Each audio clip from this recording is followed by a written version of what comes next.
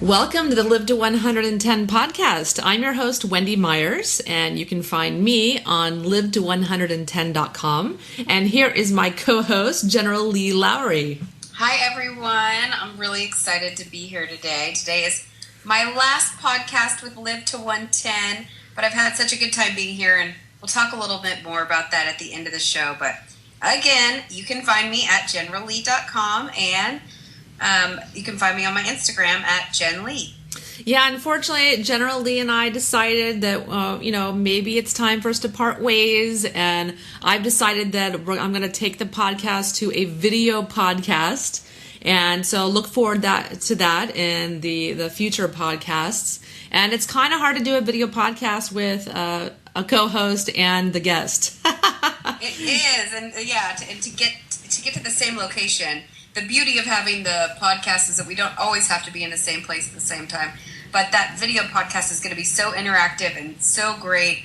And I'm just glad to have been a part of this thus far. It's been so fun. And I just love you to death, Wendy. Yeah, it's great having you. It was so great having you on as well. And I love you to death, too. And definitely the listeners, I'm trying to keep it interesting for you guys.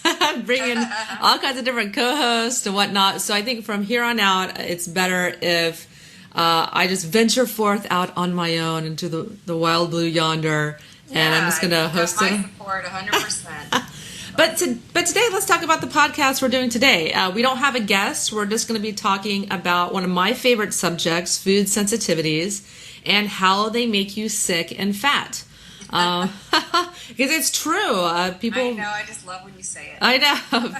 Well, people, they just don't realize how profoundly food sensitivities are affecting their health, and they affect 75% of the population. Oh my gosh. Yeah, it's huge. These are huge numbers. And if for any of you that are overweight or suffer from autoimmune disease, allergies, any chronic illness or health condition, or inflammatory diseases such as heart disease, diabetes, and cancer, the potential health benefits of discovering and uprooting your hidden food sensitivities cannot be overstated. So we're going to dive right into everything you've ever wanted to know about food sensitivities in painful detail. Awesome.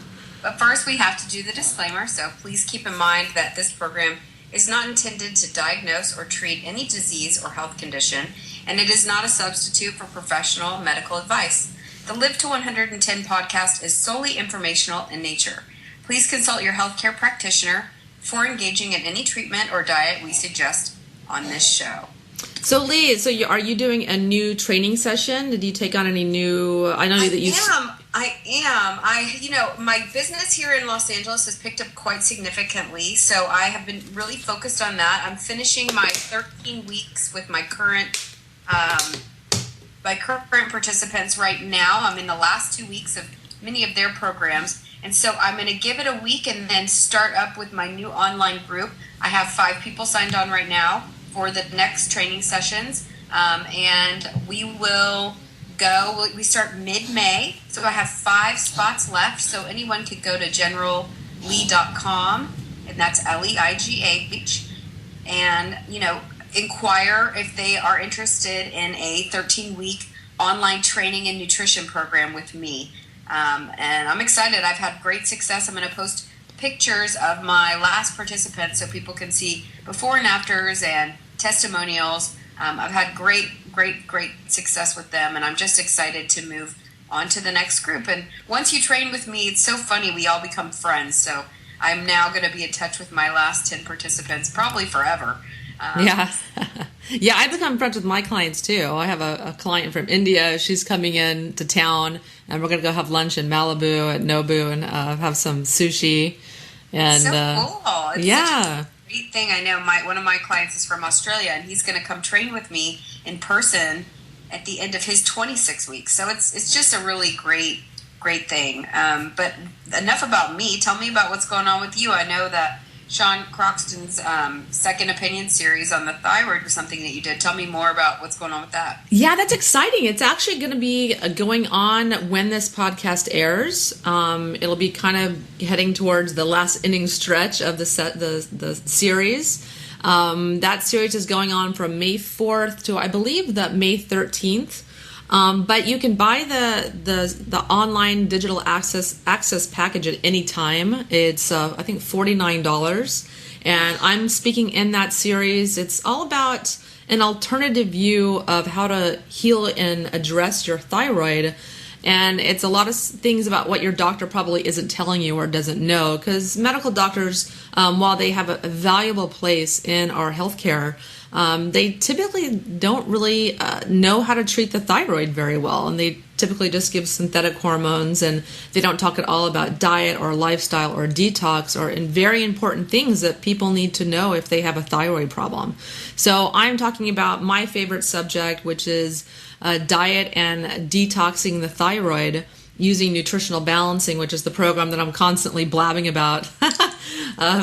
Because it's the program I use to heal my thyroid, and I know that it works. It's worked for thousands of people where they heal their thyroid and they get completely off their thyroid medication because the program gets their thyroid working on its own and producing its own hormones. That is great. Well, that's going to be really informative for so many of the audience. What about my favorite is your modern paleo cooking show? I love that you have that going. Yeah, it's good. Making your recipes, so good. Yeah, I have a few of my clients that are also making the recipes. I'm getting emails and all kinds of comments on YouTube that people that are making it, and they really like the recipes. And it's great. I mean, the other day I had a shoot with Laren Baker is the director, and we have like this little mic that I have to wear on the back of my pants.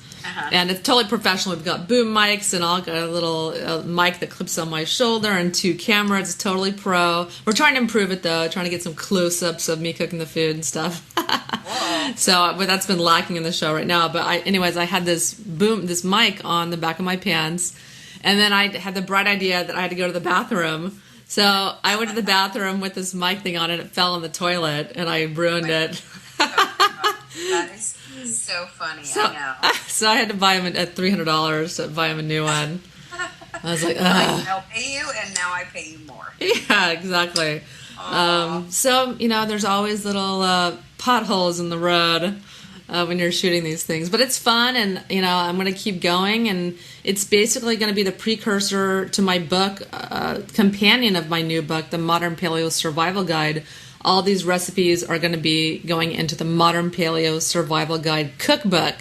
So I'm kind of just getting a head start, and I'm going to be putting some of the recipes in the Modern Paleo Survival Guide itself, give you a little taste of that, and then you can get the whole book soon.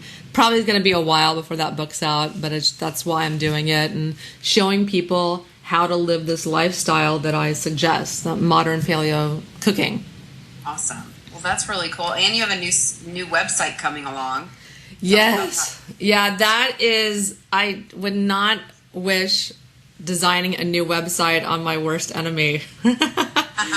It has been such a nightmare, but I love doing it, but there's just been lots of hang-ups and lots of setbacks and changes and blah, blah, blah, back and forth. And it's hard to figure out the best way to present information, and it's really been a learning curve for me, a learning process. But the new site will probably be up by the time this podcast airs. That's my hope. It was supposed to go up today, May 1st, which is the day that we're recording this podcast. But it'll probably be up in about a week's time, which is May 8th, is the new goal. That's so awesome. I'm cracking that whip. Yeah. Trying to get everyone in line. I can't wait to see it. It's really cool. I know you've worked very, very hard day and night on that. So. Yeah. Well, how are your workouts going?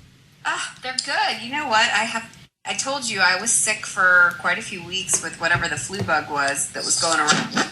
I didn't feel like it was in my best interest to work out too much. So, and I did feel like it was in my best interest to eat crappy food. For some reason, those two things should never go together, and they went together. Yeah. So I'm back at it, and I feel so much better. It just makes me realize, when my food and my fitness are aligned and in my life, I feel like 100% better. So things are going great. My training with my clients is going great, and I couldn't be happier right now. So it's a good time. So that's great. Yeah. So let's get on with the show, right? Yeah, but let's do it. Let's talk about some food sensitivities. All right. So first of all, I know a ton of people that are always complaining about rot gut and feeling this way and feeling lethargic and all that kind of stuff.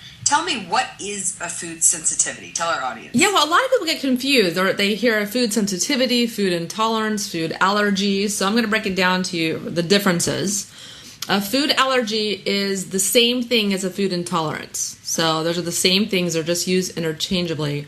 And basically they're caused by an inability to digest a food, and it occurs in the digestive tract and not in the bloodstream like a food allergy.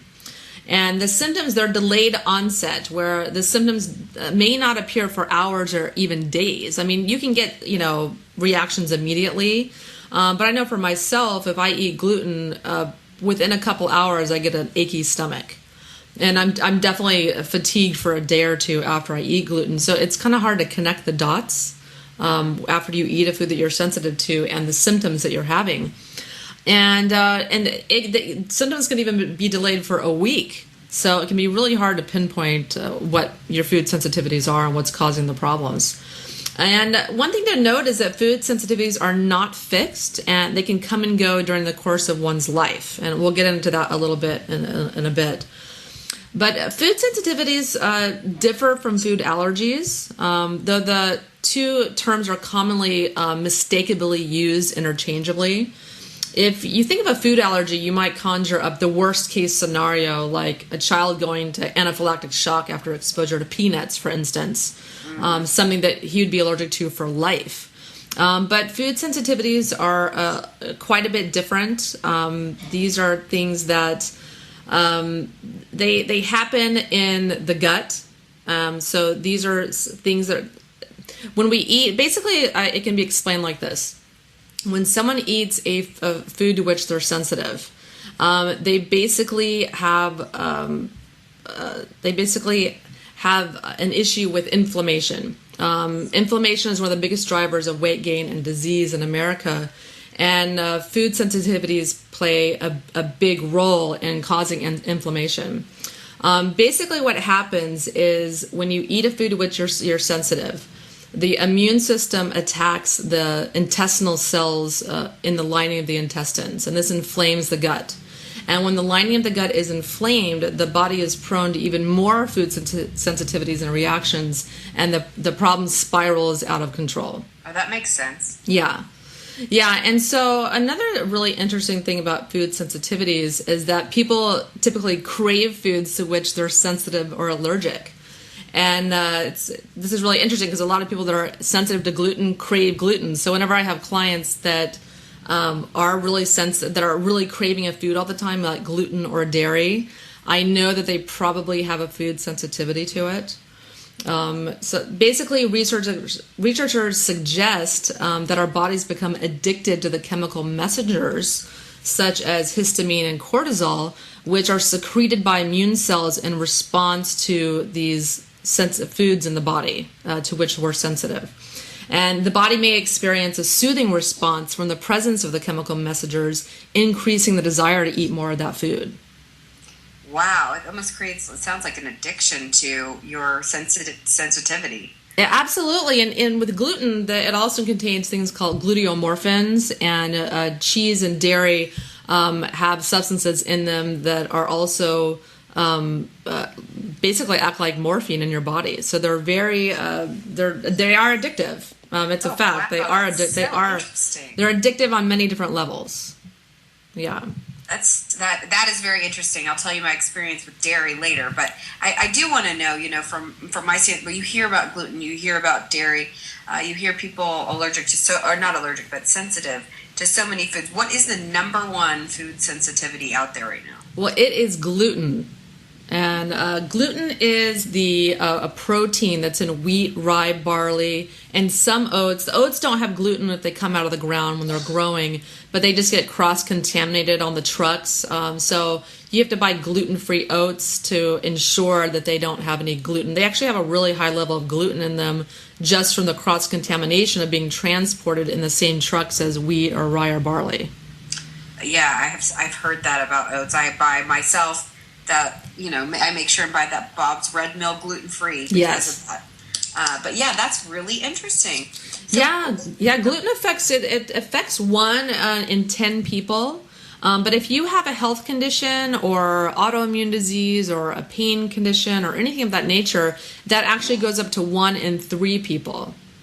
Wow. So I had Dr. Tom O'Brien of theglutensummit.com. He's big, all about gluten. His whole life is focused on training individuals and doctors about gluten. And I had him on the show, and he made that really important distinction for me, is that if you have a health condition, you are very highly likely to be sensitive to gluten. That is so interesting. Yeah. Well, I did not know that was the number one food sensitivity. What are some of the other ones that are out there? Well, the next one is dairy. 50% of people are sensitive to dairy. They can also be allergic to the proteins in dairy, but roughly half of people can't do dairy. Corn is a big one. There's corn in everything, high fructose corn syrup, and so many foods that people don't realize that they're ingesting a ton of corn without realizing it. Soy is another one of those hidden. Soy is about 10% of the calories ingested in the U.S. Because it's in all fast food. It's used as cooking oils. It's in all processed foods. So people are getting a lot of soy. Eggs are a big one. A lot of people eggs are great. They're so healthy for you because people are eating so many of them. They typically can develop a sensitivity to them. That's always been my fear. I'm an egg fanatic, and I'm scared I'm going to end up with an allergy because I hear that your body becomes sensitive if you overdo any food, really. Yeah. That's one of the problems with them is that as cavemen, back in the day for millions of years, how our bodies have evolutionarily been designed to intake food. Cavemen or the Paleolithic man was constantly eating different foods. Right. He was constantly roving the earth, looking for, traveling, migrating, looking for different foods, and being forced to migrate to find new foods. And so the diet was constantly changing and constantly different. So now today, when we find our favorite foods and we're eating it, sometimes at every meal, which is the case with gluten, most people eat gluten at every single meal. And when that happens, the body's like, something is wrong, attack. And it's one of those things you want to try to eat a huge variety of food to reduce the chances of developing a food sensitivity. Yeah. What about, we're modifying our foods as well. What about, are people sensitive to GMOs? Yeah, GMOs are a huge problem because GMOs are so much a part of the food supply, at least in the United States, not as much in other countries because the governments actually protect their citizens from GMOs and enact laws, outlawing them or preventing their growth or import. In the U.S., it's free reign. So GMOs are grown and very much marketed here. You can learn more about GMOs in my blog, Detox from Dangerous BT Toxin Found in GMO Foods. I have another one called Present Day Problems in Our Food Supply that talks about GMOs. But GMOs definitely cause allergies for people. A lot of people, actually Kaiser Permanente sent a letter out to all of its subscribers that if they advocating and advising their subscribers to eliminate GMOs from their diet. Wow. And because when that happens, people have fewer health problems. They have fewer allergies. They have fewer disease. So many health issues resolve by eliminating GMOs from the diet. Yeah. And do you help people kind of figure out what those foods and how to get to a non-GMO food source? Yeah, basically if you go organic, you'll, for the most part, avoid GMOs. It's really hard. I mean, you really have to police every bite of food that goes into your mouth to avoid GMOs. I mean, just the biggest genetically modified food is corn and soy, and it's just in everything. So if you're at a friend's house and they offered you some chips and dip, you're probably eating GMOs if they're not organic. Wow, so interesting. Well, I'll definitely be reading on that. Tell me about a little bit more. You describe, what causes food, or you describe food sensitivities, but can you describe a little bit more about like what causes them again? Well, yeah, you know what? Let me go over just a couple more things or common food sensitivities. Just I don't want to just be thorough. Sure. I don't want to leave these out. The other ones are tree nuts are huge. Almonds, cashews, walnuts, pecans, pistachios, Brazil nuts, hazelnuts, and chestnuts. Because those, they just cause problems for a lot of people. Nightshades are huge. Nightshade vegetables. They have a toxin in them called selenin. And so basically, to get rid of nightshades in your diet, you have to get rid of all potatoes, except sweet potatoes and yams. Those are in a different species. Tomatoes, peppers like green, red, yellow, orange, jalapeno, chili, and pimento peppers. Eggplants, tobacco, and spices like cayenne, chili pepper, red pepper, curry mixes, and paprika. So you have to wipe out all of Texas, pretty much. Exactly. Yeah, because anyone that has a pain condition, or autoimmune, you have to get all nightshades out of your body. And it's interesting. I have a few clients that smoke, and they have autoimmune issues. And I know it's that nightshade tobacco that's definitely contributing to that. Mm-hmm. So, tobacco, don't have to get into it. That causes a lot of problems, not only because it's a nightshade. But another one is citrus. A lot of people are sensitive to that, have all kinds of weird health issues from citrus. And another big one is yeast, like baker's yeast, brewer's yeast, and fermented products like vinegar. So unfortunately, doing a food elimination diet, you pretty much have to get rid of all these items to do a food elimination diet properly. It's really difficult. That's good. You strip down to find out really what you're sensitive to, so you don't have problems later. Yeah. Oh, yeah. Smart thing to do, no matter what. So let's go back to what does cause these food sensitivities. Well, like I just mentioned, one of the number one reasons is just too much of the same food. You can become sensitive to any food that you eat too often. Most people eat a relatively small number of foods several times a day. Like for wheat or gluten, for instance, people have cereal in the morning, and then they use bread in a sandwich at lunchtime, and then eat spaghetti or pizza for dinner or a hamburger. And they're just nonstop ingesting gluten. And wheat is also a thickening agent used in food processing, so it's hidden it's a hidden ingredient in many processed foods. That's why I advocate just eating fresh food, not eating processed foods. And our bodies, they just don't know how to deal with eating a lot of the same foods. It's not good for them. The next one is kind of a chicken and the egg issue, which happened first, which is leaky gut syndrome. Many people with food sensitivities end up with leaky gut syndrome, and then consistently eating that same food to which they're sensitive exacerbates the problem.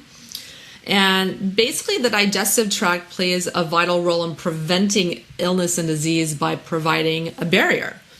And when the lining of the gut is inflamed from a food sensitivity, the little small fissures open between the tightly woven cells making up the gut walls, and a condition called leaky gut syndrome develops. And with leaky gut syndrome, partially digested dietary proteins can cross the intestinal barrier into the bloodstream. And these large protein molecules can cause an allergic response, producing symptoms directly in the intestines or throughout the body, wherever these proteins have happened to travel. And additionally, hundreds of yeast and bacteria are released from the gut into the bloodstream, where they can set up infection anywhere, including muscles, joints, bones, teeth roots, coronary arteries, or even the brain. Oh, wow. And the early introduction of solid foods to infants, interestingly, before 6 months of age, contributes to leaky gut syndrome and subsequent food allergies and sensitivities. Wow, that is very interesting information. Yeah, because that's why kids are not supposed to have solid food before about 6 months of age, because they don't have that gut barrier intact yet. Yeah. So this causes problems. One of the next reasons people can develop or be caused by food sensitivity is deficiency of probiotics. If they have too much bad bacteria in relation to the friendly bacteria in their intestines. And the friendly bacteria help maintain the health of the intestines by producing fuel for intestinal cells, and they also kill bad bacteria. But with parasitic infections, treatment with antibiotics or other toxic pharmaceuticals, stress, poor diet, which includes sugar and flour, gluten, smoking, alcohol, excessive hygiene, candida overgrowth, which can be caused by mercury and copper toxicity, bottle feeding your baby formula. All of these things can disrupt the proper balance of friendly bacteria to bad bacteria. Yeah. And it's, yeah. There's been such a rise of probiotics on the market over the past 5 years, really. It must be that, so many people are ingesting things that they're sensitive to. It's put this, big, okay, here, this is how we treat it now. Instead of treating the problem, we add in the probiotic later. Is that accurate? Yeah, because it's probiotics are great. I don't really take them anymore. Probiotics are good to take. I mean, I definitely highly recommend them. I personally don't take them because I'm more a proponent of getting rid of the food sensitivities, healing the leaky gut with things like chicken broth. Once you heal and seal that leaky gut, then you can get down to the business of working on your diet to either destroy bad bacteria or feed healthy bacteria in your intestines. Because you get bad bacteria feed on sugar and flour. So you have to eliminate those from your diet for the most part to kill off the bad bacteria. I also kill them off in my infrared sauna. That kills them as well. And then I feed my good probiotic bacteria by eating foods with inulin, which is prebiotic food for the good bacteria, by eating lots of garlic, onions, leeks, artichokes, things like that. Yeah, and so if you do those things, you don't really need to take probiotics. But if you want to take probiotics, like I did for a couple of years, just to get my gut bacteria back on track. But there's some studies that think that the probiotics are just transient. There's 500 species at least. I'm sure there's more that we haven't discovered in your gut. So taking a probiotic with 10 strains might not do the whole job. Sure. It's a complex. It's complex. But I'm pro probiotics. Yeah. So are there more causes to food sensitivities? Yeah, there's a couple more. One isn't just an overworked immune system. Constant stress, exposure to air and water pollution, and pesticides and chemicals in our food puts a strain on our immune system, making it less able to respond appropriately to the antigens in food, or the antigens. So that's another cause, the immune system just going haywire and just attacking everything. That's what happens when it's kind of the immune system's undernourished and overworked. Another cause is genetics. Some people just have food allergies and intolerances do seem to be hereditary. And research indicates that if both parents have allergies, which are different than food sensitivities, but their children have a 67% chance of developing food allergies. But wow, when so only it plays a large role. Yes. And when one parent's allergic, the child has a 33% chance of developing food allergies. Specifically, a person may inherit a deficiency of an enzyme like lactase. So they're not going to be able to digest dairy very well. This happened to me. My father did not have any lactase, so I inherited that. I don't digest milk well at all, but I can eat foods with low lactase in them, like butter and ghee, which has almost zero lactase, and be fine. Also children before the age of 3 or 4, they have the enzyme lactase, obviously, to digest their mother's milk. And usually at about age 3 or 4, they lose that, it's called lactase persistence. They lose that ability to digest lactose, which is the milk sugar in dairy.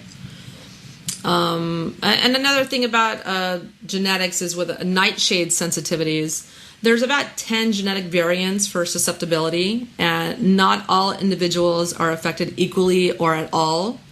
So that's another complex thing, which is why you want to do a food elimination diet with nightshades and figure that all out. And a similar case can be made for other food sensitivities. Genetic variations predict the severity of your sensitivity. Very interesting. Yeah. So, how do people know? What are the signs and symptoms around food sensitivities? Well, really, I mean, just the list is huge, but it could be headache, fatigue, gas, bloating, stomach ache, acid reflux or GERD, diarrhea or constipation, blood in the stool. It could be chronic pain and arthritis, pain syndromes, dark circles under the eyes, anxiety, nausea or vomiting, eczema, psoriasis, rashes or hives, sinus problems, anemia, and even seizures. Oh, wow. Yeah, they can really induce and mimic disease. Yeah, it's got to feel confusing to the person. I know a ton of people who walk around complaining about, especially right after they eat, that their stomach hurts, that they're getting a headache, and many of them have gone through this process of trying to eliminate certain things from their diet, get allergy tested, all those things, and almost every time it relates back to food when it comes to that. So it's just so, but it is confusing because some of those things, like you said, mimic disease. They mimic the common flu. They mimic so many things. Just a regular headache. So it's got to be hard. Yeah. Why is it? Go ahead. It is really difficult, and that's why it's really kind of good to what I talk about in my book, The Modern Paleo Survival Guide. One of the big topics in the book is determining your food sensitivities, and I have a 30-day restart program in the book where you just reel it all back and you just stick to meat, animal proteins, and vegetables, all the ones to which most people are not sensitive. Just reel that all in and just eat meat and vegetables and maybe some soups and things like that, and to try to determine what your food sensitivities are. And when you do this food elimination diet, people feel amazing after that 30 days. Unbelievable, because they're not eating the foods to which they're sensitive. That's funny. That's very similar to the program that I use for nutrition anyhow. Yeah. I work with most of my clients. It's great for typically weight loss as well when you're eating vegetables and animal proteins. And for me, we have yams in my diet. But at the end of the day, they're really eliminating a lot of those grains and flours and any sugar and all of that kind of stuff. So that's great. And why is it important that somebody determines their food sensitivities, what those are? Well, yeah, I was going to say that yams and sweet potatoes are not nightshades, so you can eat those. Very few people are sensitive to those. But yeah, it's important to determine your food sensitivities for a number of reasons. The number one is inflammation. Because like I mentioned before, inflammation is one of the major underlying causes of weight gain and disease. And the food sensitivities cause systemic inflammation in the body, which begins in the gut. For instance, in people with gluten sensitivity, the immune system attacks the intestinal cells to which gluten attaches, and this inflames the gut. And it doesn't, the immune system is not able to decipher between the gluten molecule and the intestinal cell, because the proteins in the gluten kind of match or look similar to the cell, the proteins in the intestinal cell. So the immune system just attacks both of them indiscriminately. And when the lining of the gut is inflamed, the body is prone to even more food sensitivities and reactions, and the problem just spirals out of control.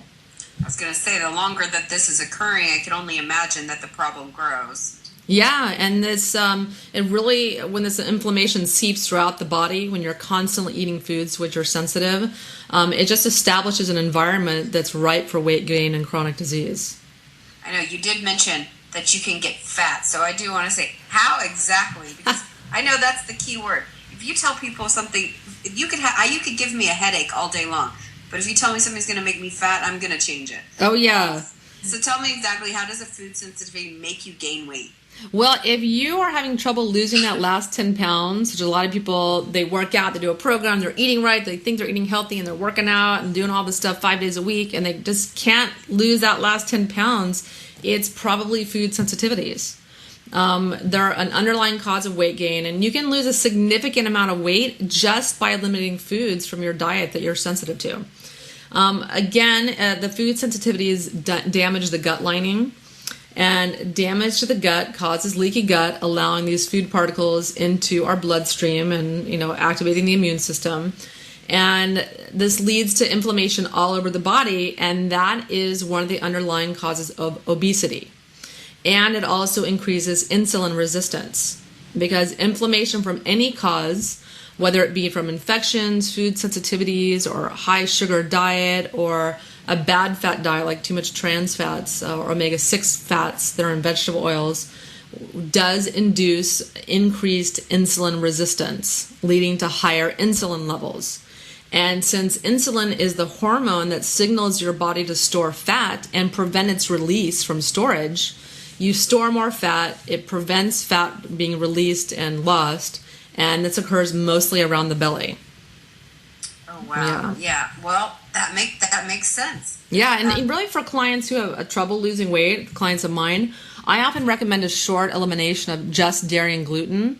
Both dairy, milk, cheese, butter, and yogurt, and gluten, which is found in wheat, barley, rye, and some oats, they're linked to insulin resistance and therefore weight gain. So just temporarily cutting them out of the diet also heals an inflamed gut, and it's really one of the moves that may be the most single important thing that you can do to lose weight. Yeah, absolutely. Well, I'll be doing that as of this week for my diet, so that's great. What about, I need to do that. I need to have that gut kind of like less inflamed as it's been. I've been giving it things it doesn't need. Yeah, I know. I eat really healthy for the most part, but I'm a human being. I fall off the wagon sometimes. Yep. This weekend I went to my daughter's birthday, and we went to this fair, and then I was in Palm Springs, and I was like, I'm just eating whatever I want to eat. And so that's what I did. I ate a ton of gluten. I ate some sugar, and I gained literally 5 pounds in one weekend. And it wasn't that I didn't eat more calories. It wasn't that. It was the gluten caused this reaction, this inflammatory reaction. And I had brain fog and fatigue. I literally for a couple days after the weekend was over, it was like I was hungover. I absolutely agree with you. I 95% of the year stick to a very clean diet. And like I said, I've been sick lately, and it just caused this feeling that I needed all the foods we've talked about today. And again, like you said, yes, I gained weight from it. But on top of it, I just felt terrible. Like it doesn't make you feel good, because likely I'm sensitive to some of those foods that I've had eliminated out of my diet for so long. So, going back into the elimination, I know it works. And I know not only does it work to make you feel better and help you from disease, which is number one, but to lose weight. I mean, it's really great. So how do you identify that you have a food sensitivity? How does somebody do that? Well, basically, there's a number of ways. The number one way that you can do it is with a food elimination diet. It's pretty much just the best way to do that. It's the cheapest. It's easy. You can start it today. Other people like to go with testing. The issues, I'll discuss some of the issues with the different methods of identifying food sensitivities. There's no one perfect way. Many physicians don't see the value in uncovering hidden food sensitivities as a cause of health issues. And I find this really strange because there's a huge growing body of evidence of medical literature illuminating the intimate relationship between the gut, food, and illness. And luckily, you don't have to wait for a diagnosis from your doctor, because you're probably not going to get one. Most doctors don't really think about food at all in relation to causing illness. So you're pretty much going to be on your own, or going to be having to press your doctor to do food sensitivity testing or allergy testing.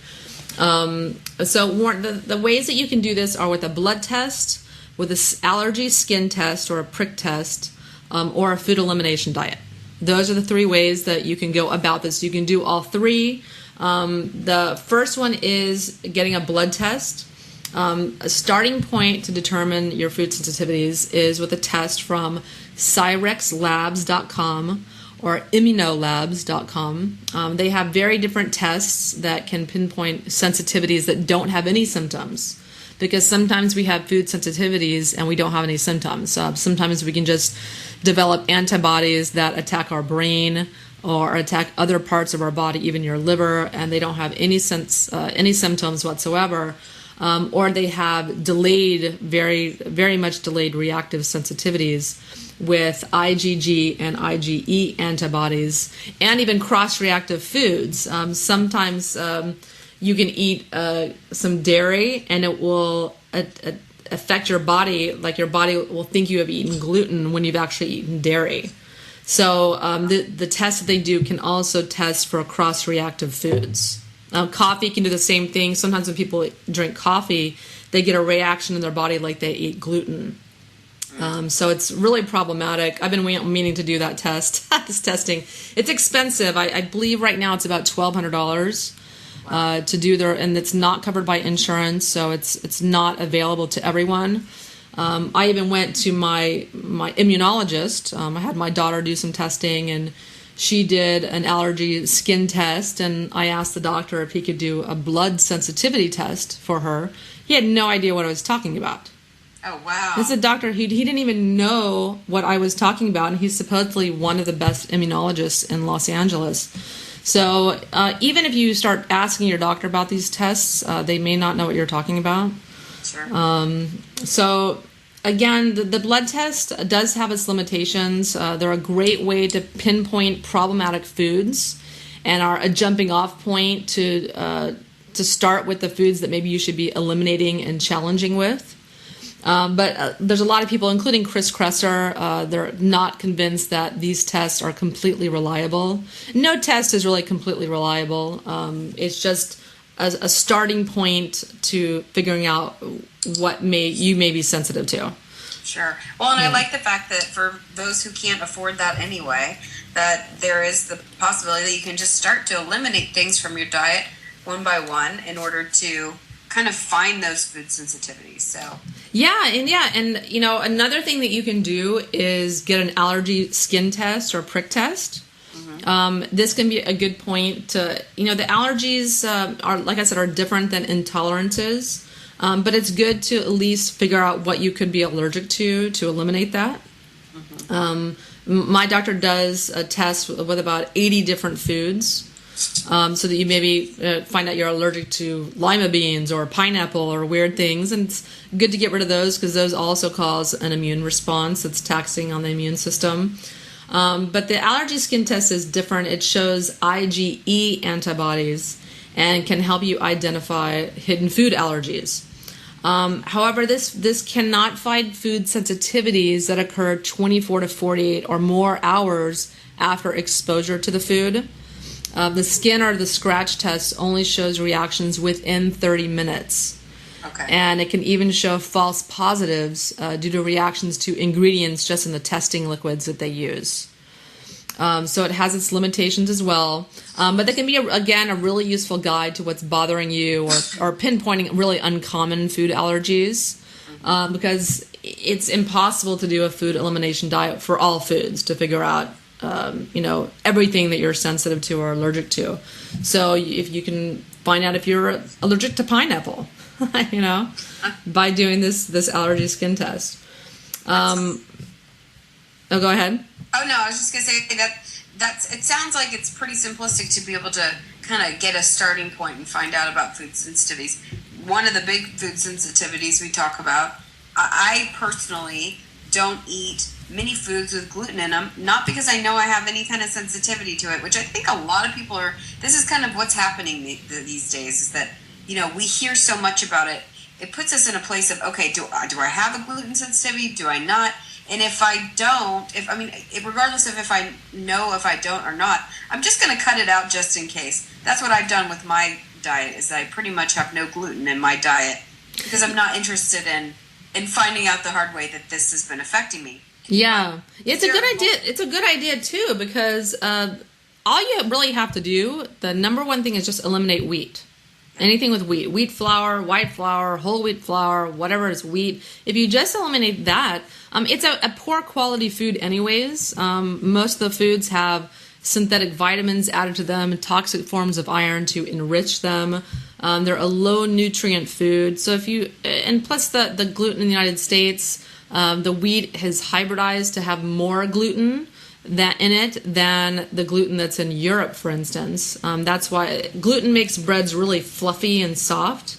So anytime you have a bread like Wonder Bread that's real fluffy and marshmallowy, that because it has more gluten. And the breads in Europe, if you go there, they're crusty. They have these crusty, hard bread. Thick brown bread. Yeah. Irish bread is my favorite. Yeah. Thick and brown, and there's no soft There's nothing soft about it. Exactly, and that's because it has less gluten. So if you just eliminate that food, and it turns into this sticky mass in your intestines. It's a sticky, kind of gluey, that's why it's called gluten, mass in your intestines, and it prevents absorption of other minerals. So even if you're not sensitive to it, it causes other problems. So it's not doing anything for you. It's doing nothing for you. There you go. Well, what's a gold standard in determining if one has a gluten sensitivity? Well, it's to do an elimination test and challenge where you eliminate a set of foods it depends on the person. It could be 2 weeks. You could do it for 2 weeks. Some like to do it for eliminate it for a month, even 2 months, because it takes time for the inflammation from eating that food to go down.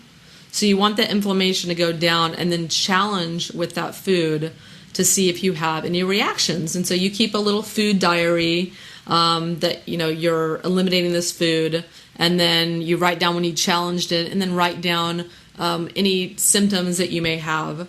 But definitely the food elimination diet is the gold standard for ferreting out food sensitivities. It's a process that can take months, even years. This is a huge process to figure out what individually the foods that you should have in your diet or not have in your diet. It's a huge process, and it really takes not only going through an elimination diet, but really being in touch with your body, listening to your body, what you're craving, your reactions to foods after you eat them, and really paying attention to what's going on in your body. And so, and like I said, every test has its limitations and really cannot be used as a final word in whether you're sensitive to a food or not. So one of the drawbacks of a food elimination diet is that it cannot help you pinpoint foods to which you have no visible symptoms. Yeah. And some sensitivities have no symptoms for which testing may provide the answers. So it's good to kind of do all these things. I have not done, like I said, the blood test. I plan to at one point, but at some point I will. But I have done a food elimination diet and just discovered on my own that I just one day made the connection. When I eat gluten, my stomach hurts 2 hours later. Yep. And when I eat sugar, I really don't feel good on many different levels. And so I know I have a sensitivity to that. Somehow that doesn't stop me from eating chocolate. Right. I'm like, but I crave it because I have a sensitivity. It's a little drug for me. I feel the same. I always say nuts make me nuts. I don't know what the problem is, but I cannot eat nuts for the life of me. Nuts, nut butters, they're delicious. They're great. Yeah. They actually, in some diets really work because they're high protein and, all of that stuff, but they make me insane. I need more. There's not enough nuts in the world that would, quench the craving that happens when I eat them. And then I never feel that great. I certainly never feel satisfied after eating. So I've had to eliminate that from my diet just for so many factors of them. But they work for some people, and everybody is different. Our food sensitivities and the things that we can and can't eat. But like you said, with gluten, it just seems like I also tend to say if it's not helping me in any way. I mean, chocolate helps me relax. I got to tell you, but if certain foods aren't giving me any kind of nutrient value and helpful to my body, they're only causing issue, then they need to be eliminated anyway. Yeah. If I were to do a food elimination diet, tell the audience kind of how do you do that? How do you start? How do you do that? Well, it's an involved process.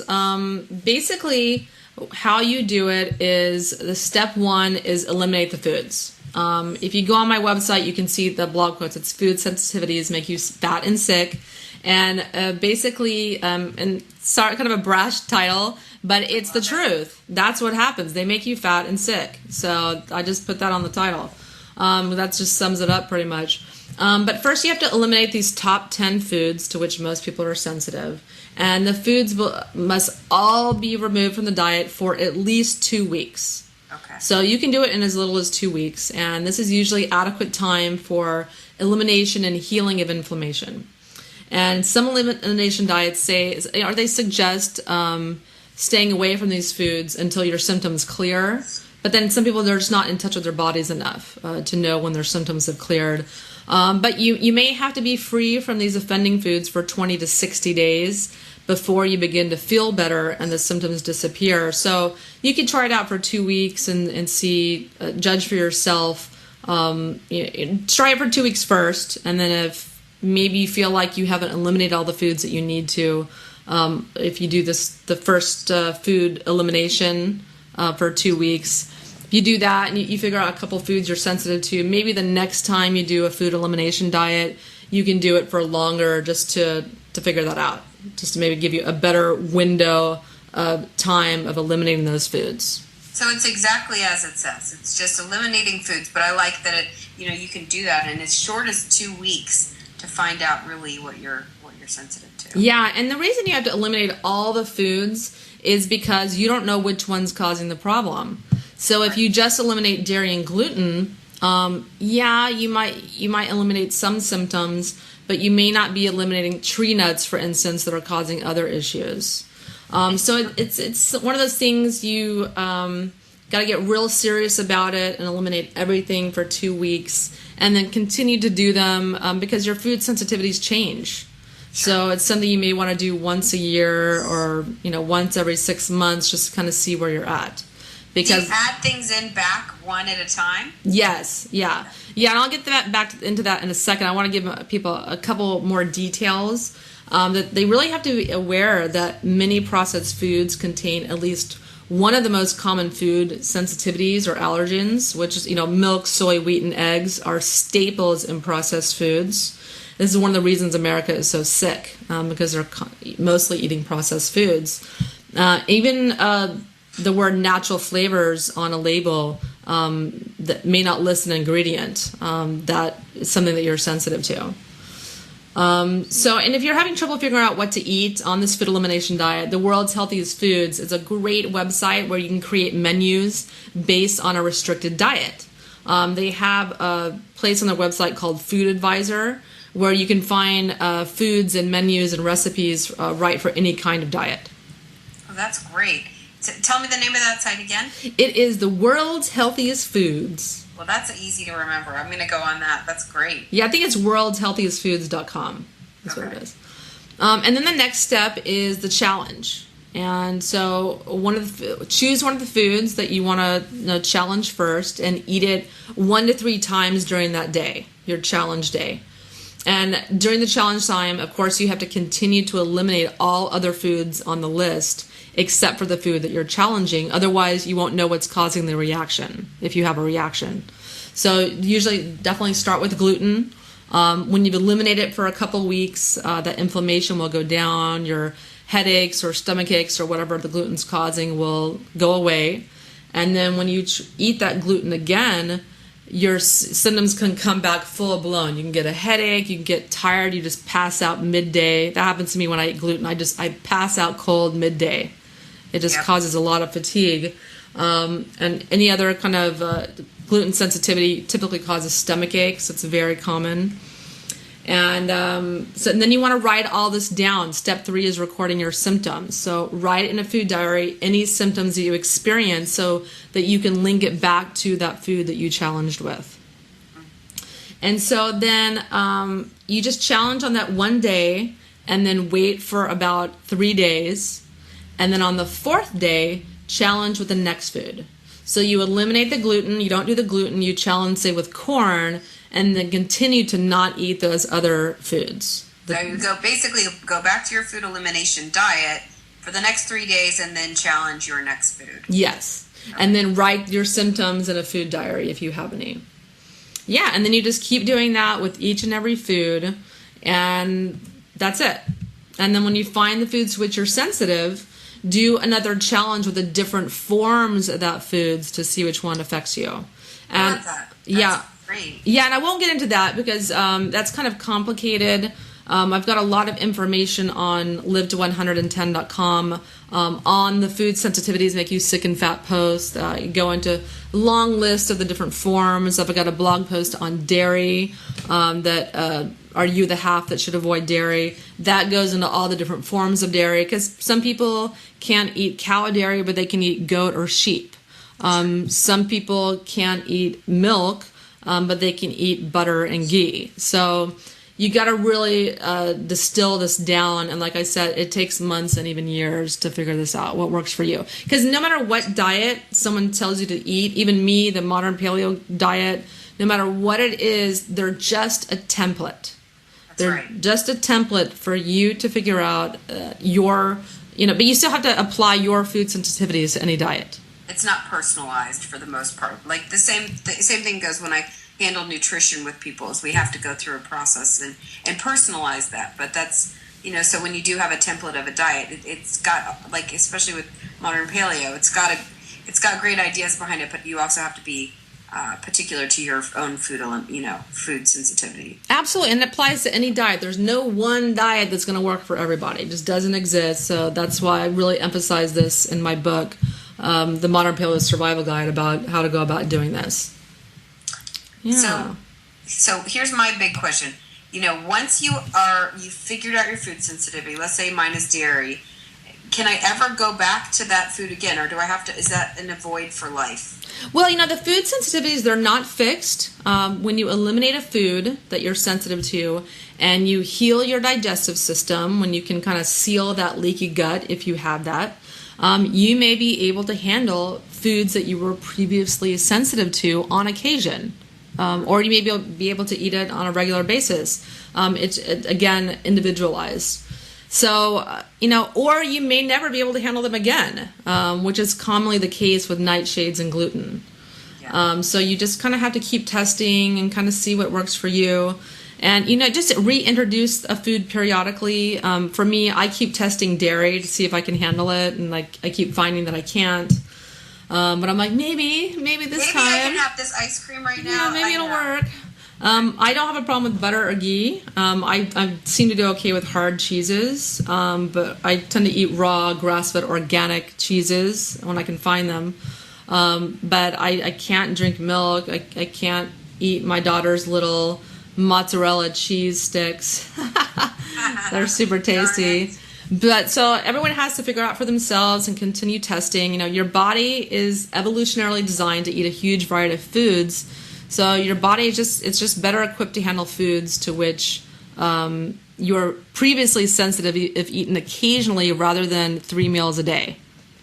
So while you may never be able to go back to eating that food sensitivity, that food to which you're sensitive 3 times a day, you may be able to eat it occasionally and not have a huge reaction.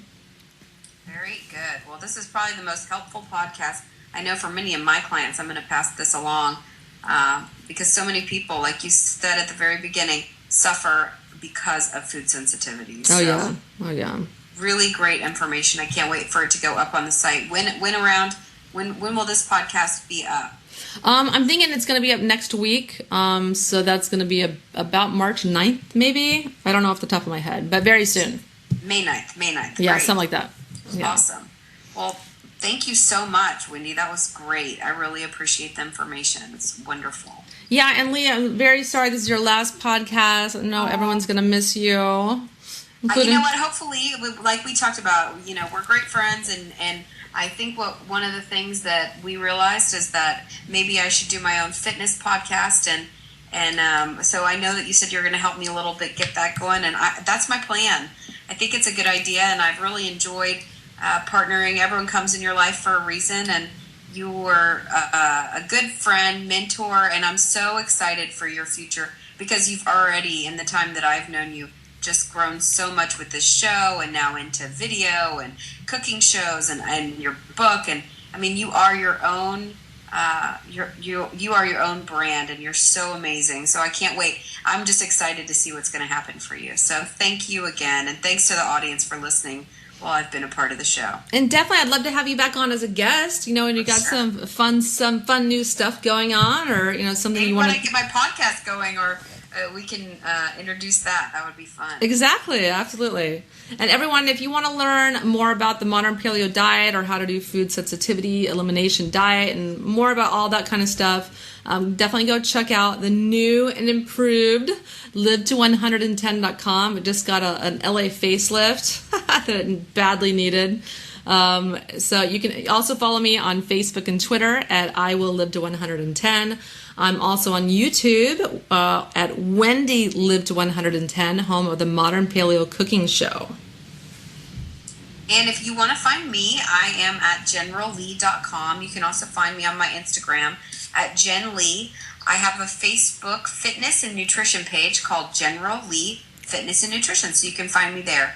And of course, if you like what you heard on the show today, please give the Live to 110 podcast a positive review in iTunes. We really need the reviews, and we would love your help. Yeah, please take 2 minutes to go do that. We'd really appreciate it. We need to get in those search engines. The more reviews that you have, the higher up in the search engines you get, so people can find the show when they search for health or paleo and whatnot. So everyone, thanks so much for tuning in. If you can't lose weight, or you're having health issues of any kind, inflammation, autoimmune disease, allergies, if you do a food elimination diet and identify foods to which you're sensitive, your health and waistline will improve so much. It's a big pain in the butt, but it's well worth the effort, I promise you. Thank you so much for listening to the Live to 110 podcast.